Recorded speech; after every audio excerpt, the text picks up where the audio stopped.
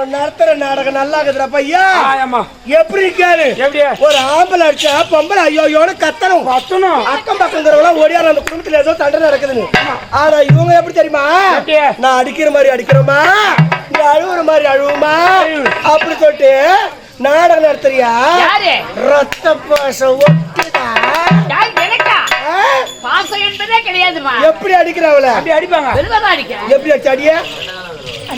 நான் பேசி கேட்காதீங்க.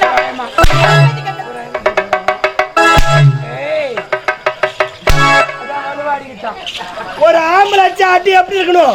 ஆம்பளை அடி பார்த்தது இல்ல? ஆம்பளை அடி எப்படி இருக்கு பாக்குறியா? நான் நிக்கணும். அடிமா அவளை. அவளை அடி.